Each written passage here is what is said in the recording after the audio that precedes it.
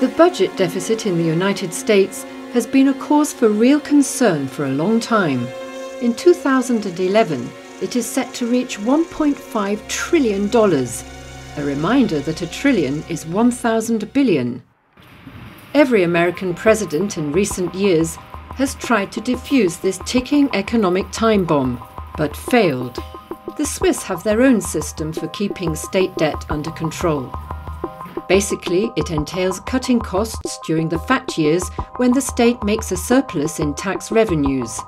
This way, it builds a reserve for the lean years, when the economic situation is weak and the state has to increase spending to stimulate the economy. Fritz Zorbruck, Director General of the Swiss Federal Finance Administration, recently travelled to the US for a series of panel discussions on public debt management and fiscal policy. Why should the Americans be interested in the Swiss way of cutting the deficit?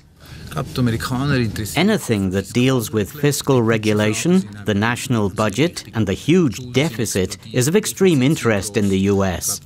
I think Switzerland can offer help to try to find solutions. With another of our guests, I was talking about the importance of In Boston, the conference was attended mainly by academics. One of them was Professor Lawrence Kotlikoff. The U.S., because we're so heterogeneous, we're very intent, it appears, on exploiting our kids. This is fiscal child abuse. I think in Switzerland you're also very heterogeneous, but somehow I think you have realized that the kids are the future. But not just any good idea, even if Swiss-made, can be easily put into practice elsewhere. The only problem with the rules-based approach is that any rule can be broken if you're clever, and you can game the system.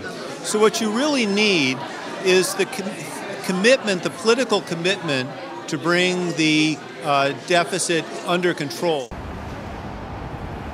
The roundtables on fiscal responsibility, organised by the Swiss Embassy and consulates in the US, are part of this year's celebrations of Albert Gallatin's 250th birthday. Gallatin, a Swiss, was Treasury Secretary under President Thomas Jefferson. The idea that the US needs to balance spending and revenue is well accepted across the political board. But how exactly this is going to be realized is part of a political confrontation. Charlotte, North Carolina, headquarters of the Bank of America and also a stronghold of the Tea Party movement. A different audience awaits the Swiss Federal Finance Executive. You try to get the same rule. In my view, the most important one is rules that count. So that's basically I think they're excellent solutions, and I hope that we can find the moral fortitude and intestinal fortitude in the United States to implement similar ideas. I'm very fearful about the consequences, long-term consequences, if we don't take action. You have to say what that means if you want to reduce debt or if you want to reduce the deficit, what that means, what are the costs coming up, with these long-term issues such as aging populations. These are difficult concepts, and I think our responsibility should be to try to bring that across as forcefully and as understandably as possible.